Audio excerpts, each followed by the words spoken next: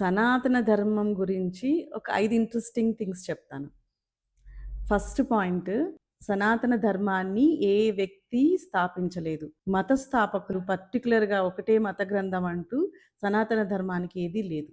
Vedic పీరియడ్‌లో ఋషులు నిరంతర ధ్యానంలో, తపస్సులో ఉన్నప్పుడు వారి మేధస్సుకి కాస్మిక్ నుంచి, అంటే విశ్వం నుంచి, సుప్రీం గాడ్ నుంచి అనంతమైన జ్ఞానం వారికి అందింది. అనంతమైన జ్ఞానాన్ని వేదాల రూపంలో వాళ్ళు మనకి అందించారు. ఆ వేదాలే సనాతన ధర్మానికి పునాదులు.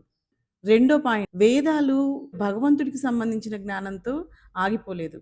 ఎప్పటికప్పుడు వేదాలలో కూడా మనిషి దుఃఖాలకి ఏ ఏ కారణాలొస్తున్నాయో, ఆ కారణాలకి సమాధానాలు వెతుక్కుంటూ మార్పులు చెందుతూ వచ్చింది. ఉదాహరణకి మొదటి భాగమైన సంహితల్లో చూస్తే, అప్పుడు కాలంలో ప్రకృతి వైపరీత్యాలతో ఎక్కువ బాధపడుతూ ఉండేవాళ్ళు కాబట్టి మనుషులు వాటికి సంబంధించిన ప్రకృతి దేవతలని సాటిస్ఫై చేయడానికి ఏవి అవసరమో వాటిని చర్చించింది. చివరి పార్ట్ అయిన ఉపనిషత్తులకొచ్చేటప్పటికి ఇవన్నీ కాదు.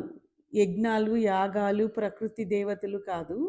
మనిషి దుఃఖానికి కారణం తనను తాను తెలుసుకోకపోవడమే అని ఆత్మజ్ఞానాన్నిచ్చింది. మూడవ ఇంట్రెస్టింగ్ థింగ్ ఏంటంటే, సనాతన ధర్మము ఎప్పటికప్పుడు లైఫ్ క్వాలిటీని పెంచే విషయాలపైన దృష్టి పెట్టింది. ఒక్క ఆధ్యాత్మిక విషయమే కాదు, ఉపవేదాలని ఉంటాయి. వాటిల్లో ధనుర్వేదం ఉంటుంది, గాంధర్వ వేదం ఉంటుంది, మ్యూజిక్ సంబంధించింది, ఆయుర్వేదం ఉంటుంది. అలాగే సివిల్ ఇంజనీరింగ్, స్థాపత్య వేదం, శిల్పకళలు ఇవి కూడా ఉంటాయి. నాలుగవ ఇంట్రెస్టింగ్ థింగ్, ఫస్ట్ వేదం ఋగ్వేదం మొదలయ్యింది 1500 బీసీ క్రీస్తు పూర్వం.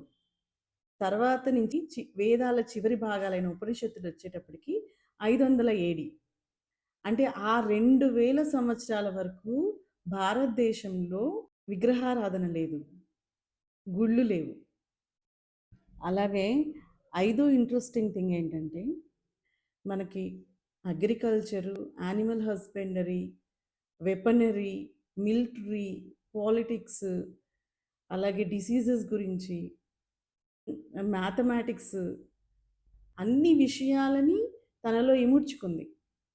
ఒక్క ఆధ్యాత్మికము, భగవంతుడు, ఆచారాలు ఇదే కాదు సనాతన ధర్మం అంటే. ఈ ఇంట్రెస్టింగ్ థింగ్స్ అన్నీ మీకు నచ్చాయని అనుకుంటున్నాను. సనాతన ధర్మాన్ని నిర్మూలించాలని కొందరు అంటున్నారు కదా! వాళ్ళు ఎందుకు నిర్మూలించాలంటున్నారో మీకు తెలుసుకోవాలనుకుంటే కింద డిస్క్రిప్షన్‌లో లింక్ ఇచ్చాను.